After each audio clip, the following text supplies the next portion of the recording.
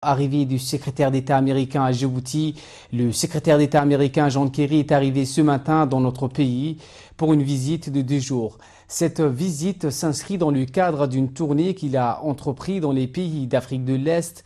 Avant d'atterrir à Djibouti, il s'est rendu au Kenya et en Somalie.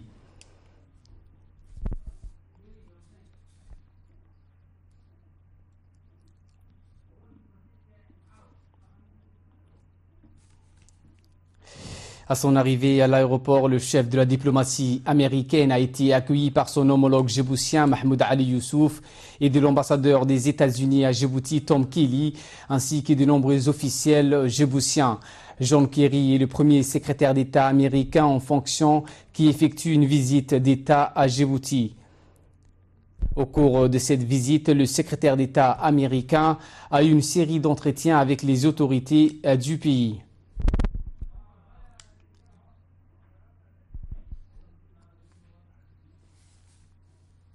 Et justement, John Kerry a ainsi eu un entretien avec le chef de l'État, Ismaïl Marguerite.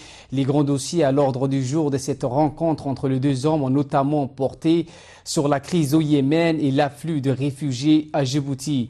La poursuite des efforts de stabilisation de la situation en Somalie, où une force de maintien de la paix, l'AMISOM, est sur place avec un important contingent djiboutien.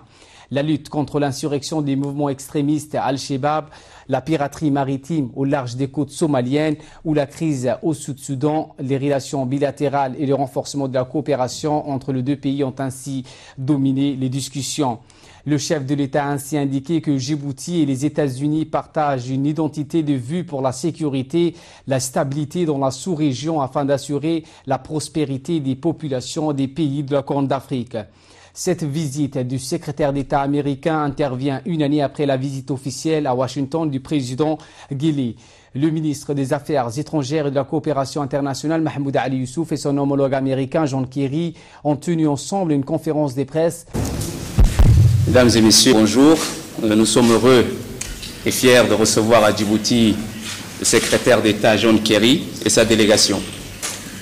C'est une visite historique qui reflète l'excellence des relations entre Djibouti et les États-Unis. Le secrétaire d'État John Kerry a rencontré ce matin les jeunes Djiboutiens du programme YALI, Young African Leaders Initiative, lancé par son Excellence le président Barack Obama. Cette rencontre a eu lieu à la mosquée Salman. Les échanges entre le secrétaire d'État et les jeunes Djiboutiens sur l'avenir de la jeunesse djiboutienne ont été très fructueux. Les questions de tolérance, de bon esprit de coexistence ont été soulevées. Le secrétaire d'État également a eu des entretiens prolongés avec le président Guelleh. Les discussions ont porté sur les relations bilatérales ainsi que sur les crises qui secouent la région, notamment le Yémen et la Somalie. I will shift to English. Mr. Secretary General, Djibouti is a good and loyal friend and a good partner to the United States, and it will remain so. Given the daunting challenges our two nations are faced with in terms of peace and security, we will continue to fight terrorism together and promote tolerance and coexistence.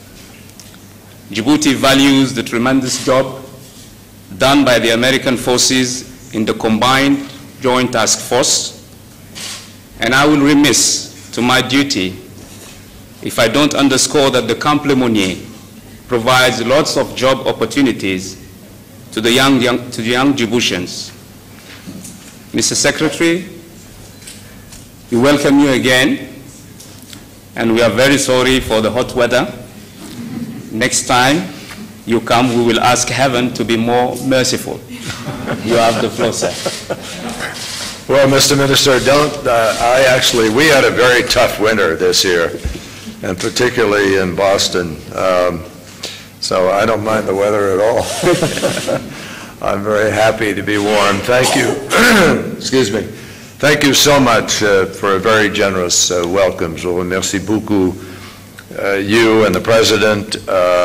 I appreciate enormously the chance to be able to visit Djibouti. This is my first visit, not just as Secretary of State, but my first time ever.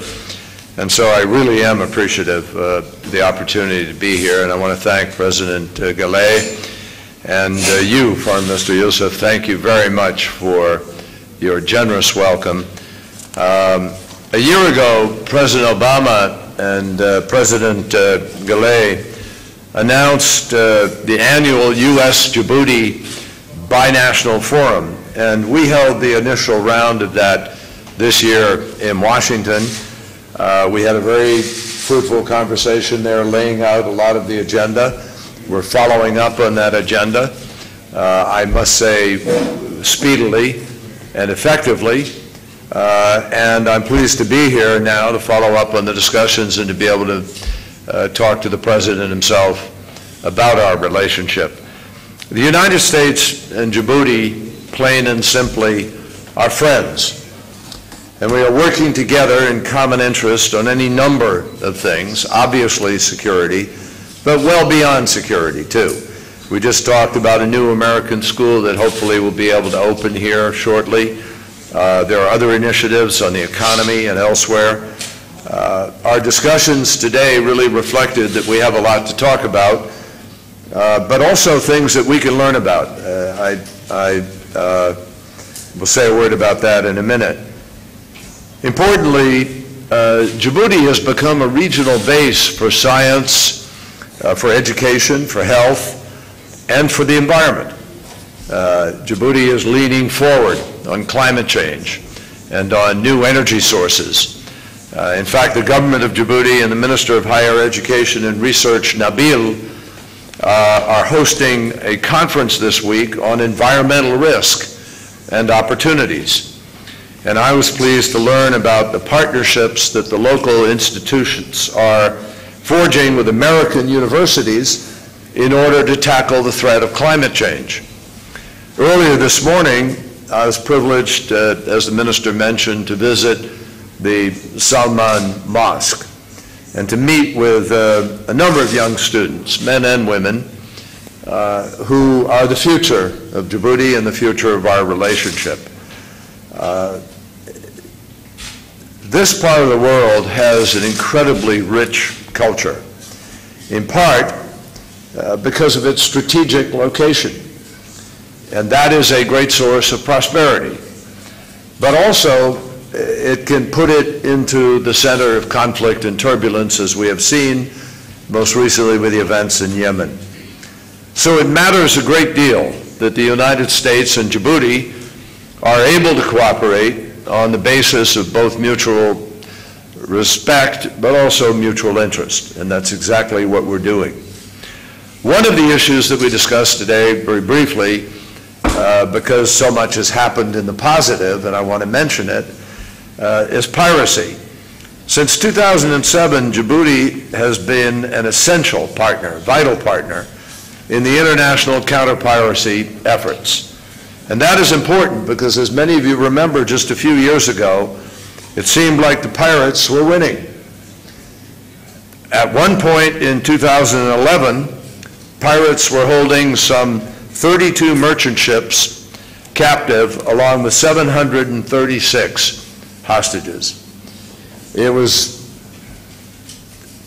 a strange confrontation with history, in a way, that at this moment in the 21st century, with all of our capacity and all of our communication, a major sea lane was in jeopardy because of pirates. And obviously we made a fundamental decision. It was unacceptable. It had to change. With Djibouti's cooperation, the world community was able to get itself together and strike back. Today, pirates hold no seaworthy ships in this region, 0, and only a small number of hostages, and we hope that before long that too will be 0.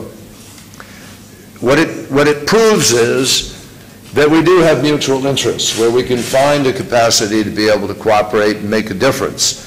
And it goes to show that international teamwork has an ability to successfully meet some of the challenges that we see in the region. The Foreign Minister and I also discussed our shared efforts to advance peace and stability in Somalia. And President Galay had, through his own connections and his own experience and his own concerns about Somalia and the commitment of Djibouti to be making a difference in Somalia, the President had some, I think, very relevant, important advice and counsel with respect to the road ahead. We agreed that it is critical for the government in Mogadishu to finalize its constitution, hold democratic elections next year, and integrate, particularly important, integrate forces from Somalia's regions into its national army. And the President importantly pointed out that having a national army which fully represents all of the different interests and people of Somalia will be critical to its ability to be able to have successful elections and move on to the future. The United States government recognizes, and I underscore that today, both with my presence and what I'm saying, that the government of Djibouti has made a very important contribution to this effort and has also committed peacekeeping battalions, 2 of them, to Amisom, and has hosted the Italian Carabinieri who train Somalia's national police. The United States is going to continue to consult with Djibouti as we consider the provisions of broader security assistance to Somalia, and today I say thank you to Djibouti for its contribution to this important global effort. We're also working with Djibouti to assist many thousands of refugees who have fled violence in the region. Djibouti has provided safe haven for many years to Somali refugees, and now it is providing it to those seeking refuge from Yemen. We recently provided $2 million to support the UNHCR's operations in Djibouti alone, along with new support for humanitarian assistance in Yemen itself, where millions of vulnerable people urgently need help. And today, I am pleased to announce that the United States is providing another $68 million in humanitarian aid for Yemen. This contribution will include food, water, shelter, and other necessities, and it will support vital work of the World Food Program, the UN High Commission for Refugees, UNICEF, the International Organization for Migration, and other international and non-governmental organizations that are struggling to deliver aid in Yemen itself on the ground. In addition to welcoming Yemeni refugees, Djibouti has also helped to ensure the safe passage of thousands of evacuees from more than 60 nations, including American citizens. Our embassy here, ably led by Ambassador Tom Kelly, has helped hundreds of people to be able to secure medical care, temporary lodging, and the documentation that they need to be able to return home. And I want to thank everybody in our consular division, in our embassy, for their extraordinary work. The protection of American citizens abroad is a top priority, obviously, always. And we're going to continue to do everything we can possible to be able to ensure their safety. But we are particularly grateful. We could not be doing what we're doing today without the help of Djibouti. We're working with Djibouti on another challenge, which is helping the people of this country to generate a healthier and more dynamic national economy. That's why we're partnering with the government here on a new workforce development project that will help match the training of young people to the needs of today's job market. During my conversation this morning with the youth leaders, I listened to each of them as they expressed their ambitions for the future, their hopes to learn English, to go to college, to university, to be able to find a job, to help to make a contribution to Djibouti. And what we, above all, want to do is prevent any young person from falling victim to the preying of violent extremists and people who offer a dead end instead of all of the possibilities of education and opportunity and work. So I thought it was a valuable discussion, as Foreign Minister Youssouf suggested. It wasn't as long as I would have enjoyed to hear from every single one of them, but I will share with President Obama, who has inaugurated this program called YALI, the Young African Leaders Initiative, and several of the people who were there this morning were either people who attended last year's session in Washington of YALI or will come this summer. And I know in every case that I have met one of these exciting leaders from all over Africa, they are already fresh out of university or in early years of working, demonstrating remarkable leadership. They are the future leaders of the continent, and I have said many times, I say it again, I believe the history of this century is going to be defined by the remarkable growth and development of Africa. I will also be reporting to the President that the friendship between the United States and Djibouti is healthy and it is strong. And we are very thankful to our hosts for their commitment to host our facility at Camp Lemonnier, where we try hard to be good guests. And I'm personally grateful always for the working relationship I have with Foreign Minister Youssouf, and very grateful for the warm welcome and hospitality here in Djibouti today. With that, we'd be delighted, I'm sure, to take a couple of questions. Great. The first question's from Haideya of RTV. Hello, Mr. Secretary of State, Mr. John Kerry. My name is Hidayah Mohammed from RTV Radio Television Broadcasting of Djibouti.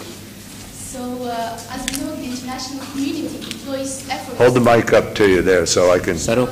Maybe it's not even working. Sorry.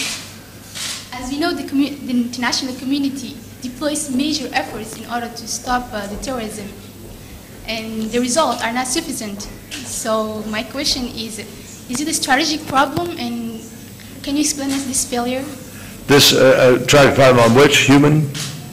This phenomenon is progressing in Africa, as we know. Terrorism. Terrorism, counterterrorism. Yeah, terrorism. Yeah. Well, the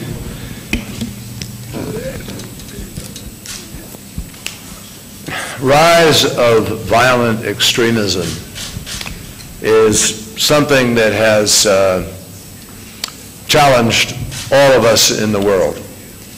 Extremism and violence and terrorism is not new to this generation, but it really began to burst on the scene as a strategy by some people during probably the 1960s and 70s, and then has grown, but reached an altogether unfathomable, incomprehensible level of depravity and nihilism with the attacks that took place in 2001 in September in New York, and then subsequently in various other parts of the world, or during that period of time, certainly other parts of the world. Most recently, with the rise of Daesh and Al-Shabaab, Al-Nusra, Al-Qaeda in the Arabian Peninsula, and various other entities, people have regrettably found a way to exploit a great religion and to present it in a completely false manner. And they take advantage of young people particularly, and particularly those who don't have jobs, don't have opportunity, people who are poor, and twist their minds, indoctrinate them, and send them on missions of death and terror to literally destroy, not to build, not to provide a future. I don't hear any terrorist group in the world talking about building schools or introducing people to literature or building a world of tolerance and of opportunity. All you hear them talking about is how other people have to live the way they order them to, and if they don't, they'll kill them. And Daesh particularly has proven its readiness to take the lives of other people in the most grotesque public fashion simply because those people are part of a different religion, part of a different belief, or aren't them. So we have to, all of us in positions of responsibility, do everything in our power to reach out to more people, to show them the utter depravity of one road versus the benefits of saying no and taking a difficult road to school, to education, to job, to building community, to living by rule of law, and by understanding fully what the real nature of a particular religion or philosophy or ideology is. Djibouti and its leadership understand this, and they are pushing back against this kind of extremist effort, as are every country in the region. There isn't one country here, thank you, sir, very much. There isn't one country here in the region that I know of as a country that supports Daesh. They're all opposed to their activities. And so Djibouti, thankfully, is today at the forefront of our global efforts against terrorism. Ever since September of 2001, Djibouti has fully cooperated with us on this issue. They've provided military access to Camp Lemonnier. They have welcomed U.S. counterterrorism training. And because of its strategic location and its proximity to areas of concern, the threat that it faces from al-Shabaab extremists on its own border or people attacking its border, Djibouti is a frontline state in the efforts to stand up against terrorism. And we will continue to work very closely with the Djiboutian government on counterterrorism strategies for all of East Africa, for the Arabian Peninsula, as part of our effort to try to offer the kinds of young people I met today at the Salam Mosque the future that they want so much. And we're grateful to Djibouti for hosting the only military presence in Africa. About 4,500 U.S. military contracted personnel are on the ground here, and we're very grateful for this relationship and for what it means, I think, in answer to your question about the pushback against terrorism. In the end, the victory will not be defined through the military component. It will be defined through the victory of young people over this, who embrace a future defined by education, by rule of law, by job opportunities, by inclusivity, by tolerance, and by the real values and principles taught in every major religion and philosophy in the world, which is do unto others as you would have them do unto you, and love your brother as yourself, and so forth. That's the golden rule, and that's exactly what is really at the core of all of our efforts.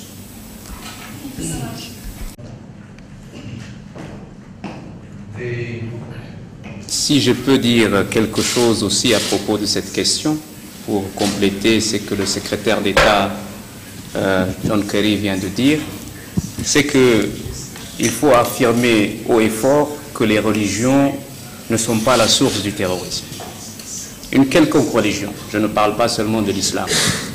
La source du terrorisme, son expansion, son escalade, vient du fait qu'il y a des États qui ont des institutions faibles ou des États qui ont failli à assurer la sécurité sur leur territoire national. En Afghanistan, lorsque l'État a failli, nous avons vu ce qui s'est passé comme acte terroriste à New York, 9/11 dont a parlé le secrétaire d'État. En Somalie, lorsque l'État a failli, nous avons su ce que les Shabab ont pu faire. Aujourd'hui, en Libye, nous entendons parler de Fajr Libya et d'Al-Nusra, parce que l'État n'existe plus. La Syrie est dans le même type de scénario. Ces États dont les institutions se sont écroulées et qui, aujourd'hui, vivent une situation de vide sécuritaire, sont un terreau et une source principale de l'escalade et du développement des activités terroristes et des terroristes de manière générale. C'est un point que j'ai voulu donc souligner sur cette question que vous avez posée. Good point. Great. Our next question is from Leslie Ratton of Reuters. Go ahead. Excuse me. I'm sorry, Mr. Secretary. You've just pledged additional aid for Yemen, yet today humanitarian organizations said they were unable to operate in Yemen because they've run out of fuel. Is it time for that pause so that humanitarian efforts can be scaled up? Also looking at Yemen, the Saudi campaign has dialed back on these bombardments, yet it's failed to make massive changes on the ground. The Houthis still are entrenched in areas that they've taken up. Is it perhaps time to relook at this campaign and your support for it? Mr. Foreign Minister, Djibouti has played a significant role in taking in foreigners as they've evacuated Yemen. What other assistance have you asked from the United States as you deal with increased refugees from this conflict?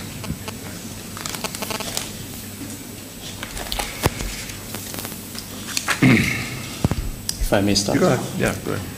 Actually, we have been dealing with this influx of refugees from Yemen for the past 3 months, or 2 months, to be more exactly, by ourselves.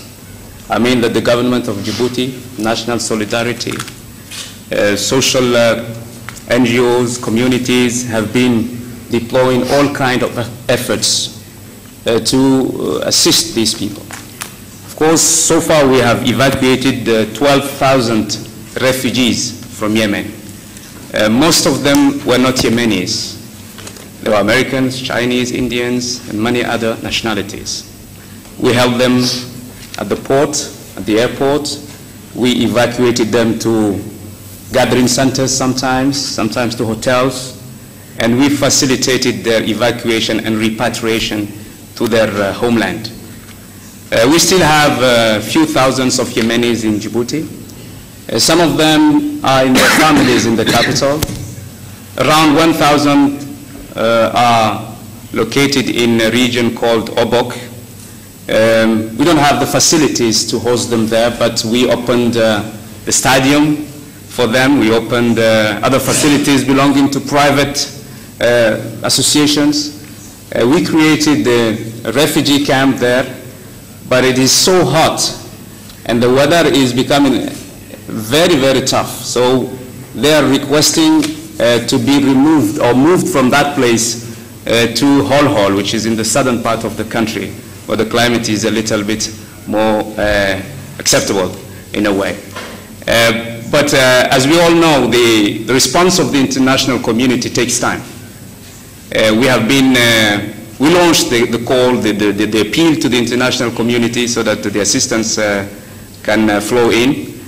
But so far we are still expecting that response. But anyway, the overall conditions of the refugees are quite satisfactory. We have a number of medical teams on the spot, some coming from NGOs. Doctors Without Borders, Arab NGOs and others are trying to help to cover the medical needs of the refugees. And the Djiboutian government and the Djiboutian people provides for the food and all other stuffs. But the offer or the proposal of increasing the assistance to the refugees by the Secretary of State is a good omen. It is indeed a good omen because these people are in need for everything, everything. And we think that the custodian of the two holy mosques also announced something like $273 million for the refugees and the Yemenis in general. And this money will come also as an omen, and they will certainly take advantage of that. But I suppose and I assume that the needs are higher than that. And we hope that there will be, as the United States proposed it, a humanitarian pause in the conflict, so that corridors could be opened, and so that these assistance could reach the most in need in this neighborly country. Thank you. So let me emphasize, we are deeply concerned about the humanitarian situation that is unfolding in Yemen. Shortages of food, shortages of fuel, shortages of medicine. The situation is getting more dire by the day, and we're deeply concerned about that. And we have urged all sides, anybody involved, to comply with humanitarian law and to take every precaution to keep civilians out of the line of fire, out of harm's way, as well as to provide the opportunity for humanitarian assistance to be able to be delivered. And several weeks ago, we urged the parties to engage in a pause in order to be able to deliver aid. The Saudis, to their credit, immediately announced that they were shifting out of one phase and into a phase for political resolution as well as humanitarian delivery, but that they would respond if Houthi continued to attack, and regrettably they did. And so unfortunately conflict has continued. Just a day or so ago, the Saudi foreign minister announced their consideration of the need for this humanitarian pause.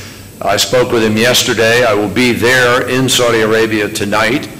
We will be discussing the nature of a pause and how it might be implemented, but I am convinced of their desire to implement a pause. And in my conversation yesterday with another foreign minister from another country, there was an indication that others, the Houthi, might be willing to engage in a pause. So I think this would be welcome news for the world if it were able to be effected in a way that doesn't see people try to take advantage of it and either secure more territory or attack people participating in a legitimate pause. So we hope that the coalition will join in working with the UN and the rest of the global community in order to find a way to deliver aid through the existing aid organizations that have the ability to make sure this is delivered in a way that it's not contributing to the conflict or somehow being abused or exploited. And hopefully in the next days this is something that can take place. The Saudis have also, or not the Saudis, President Hadi has called for a conference that he would like to see take place.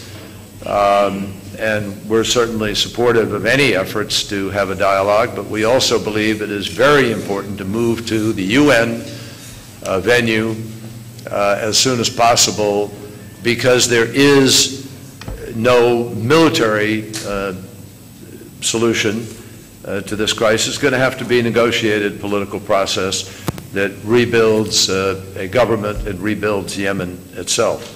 And I think we need to find a way to get to that. But for the time being, the immediate crisis is the humanitarian one, and I hope that very quickly the structure can be put together which will enable humanitarian assistance to be delivered to the people who desperately need it. Thank you all very much. Merci. Merci beaucoup. Thank you very much. It's a great day. It's a great day.